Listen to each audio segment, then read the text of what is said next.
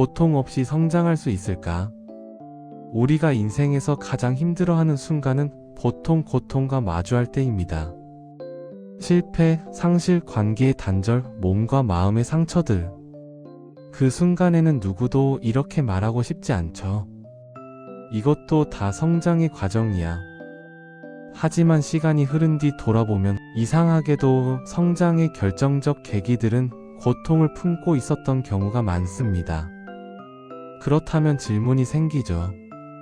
정말 고통 없이도 성장할 수는 없을까?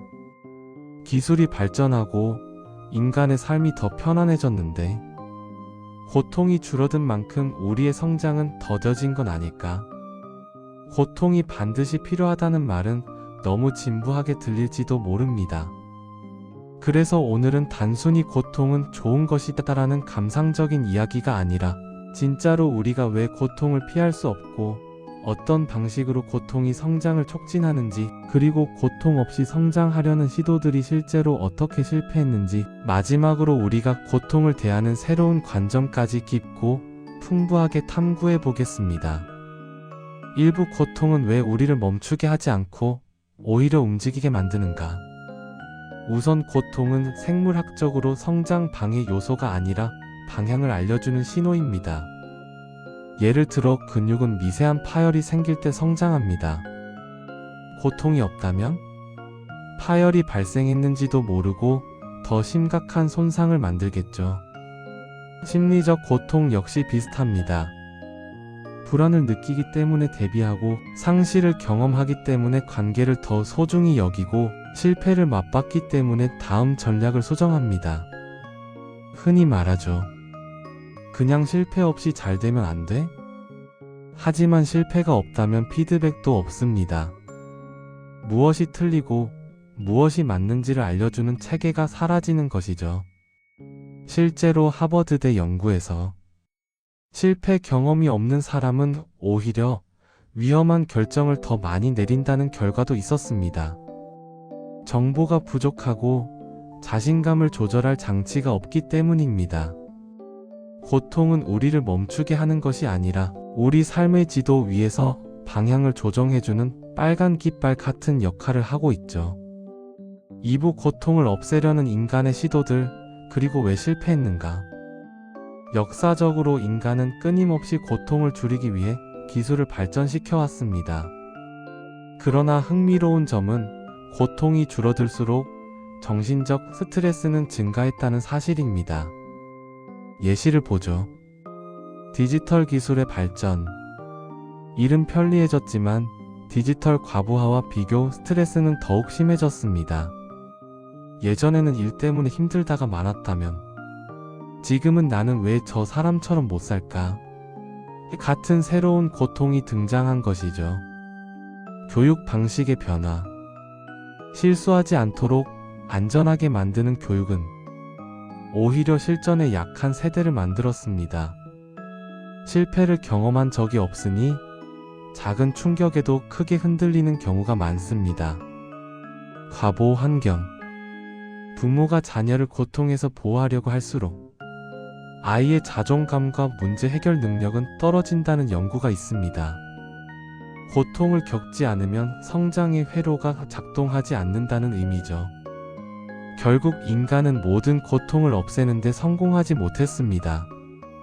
왜냐하면 고통을 없애는 기술을 만들면 그 기술이 새로운 종류의 고통을 만들어내기 때문입니다. 고통은 단순히 제거할 수 있는 오염물이 아니라 시스템의 일부였던 것이죠. 3부 성장의 3가지 종류, 그리고 어떤 고통이 반드시 필요한가? 성장은 크게 3가지로 나눌 수 있습니다. 기능적 성장. 운동 능력, 업무 능력, 기술 숙련. 반복과 오류라는 고통이 반드시 필요함. 정서적 성장. 공감 능력, 회복력, 자기 조절. 상실, 거절, 실패 같은 심리적 고통이 있어야 발달. 의미적 성장. 삶의 목적, 신념, 방향성. 위기 경험이 없으면 의미 형성이 거의 불가능. 이중 기능적 성장은 비교적 명확한 고통을 기반으로 합니다. 근육이 아파야 성장하듯이 실수를 반복해야 기술이 올라갑니다. 하지만 정서적 성장과 의미적 성장은 훨씬 더 복잡합니다. 아이러니하게도 인간은 상처를 통해 더 깊은 인간이 됩니다. 실직 경험이 인생의 전환점이 되거나, 이별이 더 건강한 관계로 이어지거나, 죽음에 대한 깨달음이 인생의 방향을 바꾸는 것처럼요. 고통은 성장을 위한 재료라기보다 성장을 촉진하는 통과 의식 같은 것입니다.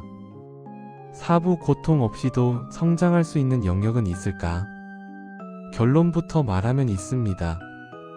하지만 제한적입니다. 지식적 성장, 책, 교육, 대화만으로도 성장 가능. 큰 고통 없이도 비교적 쉽게 습득할 수 있죠. 환경적 성장, 좋은 사람, 좋은 문화 속에 있다면 자연스러운 성장이 일어납니다. 하지만 이런 성장에는 한계가 있습니다. 동일한 환경, 동일한 자극에서는 큰 도약이 일어나지 않습니다. 큰 변화는 보통 안정이 아닌 충격에서 시작되니까요. 그래서 많은 심리학자들은 말합니다. 고통 없이 성장할 수는 있다. 하지만 한계 속에서만 가능하다. 오부 우리가 고통을 두려워하는 이유, 그리고 그 외들. 고통을 싫어하는 건 당연합니다. 그런데 우리는 고통을 부정적인 경험으로만 판단합니다. 하지만 실제로 고통은 세 가지 역할을 수행합니다. 경고 기능, 잘못된 방향임을 알려줌, 성장 자극, 지금의 방식은 더 이상 효과가 없다는 신호, 정체성 재정비, 삶의 우선순위를 다시 정하게 됨. 예를 들어 스트레스로 건강을 잃을 뻔한 경험은 일과 삶의 균형을 재정비하게 만들고, 실패로 인한 자존감 하락은 자신에 대한 기대치를 현실적으로 조정하게 합니다. 즉, 고통은 나쁘다가 아니라 필요하다에 가깝습니다. 6부 그렇다면 고통을 어떻게 다뤄야 성장으로 이어질까? 여기서 중요한 건 고통의 양이 아니라 처리 방식입니다. 고통이 많다고 성장하는 것도 아니고 고통이 적다고 성장하지 않는 것도 아닙니다. 성장을 촉진하는 고통의 조건은 이렇습니다. 의미가 있을 것, 지속적으로 압도하지 않을 것, 충분한 회복 시간이 있을 것, 성찰할 기회가 있을 것. 고통을 성장으로 바꾸는 가장 중요한 요소는 회피가 아니라 해석입니다. 우리가 고통의 의미를 부여하는 순간, 그 경험은 성장으로 재구성됩니다. 고통은 피할 수 없는 불청객이지만 성장을 위한 가장 강력한 촉진제이기도 합니다. 고통 없이 성장할 수 있는 영역도 있지만 정서적, 의미적 성장은 결국 마주함을 통해 이루어집니다. 중요한 건 고통의 존재보다 그 고통을 어떻게 받아들이고 해석하느냐입니다.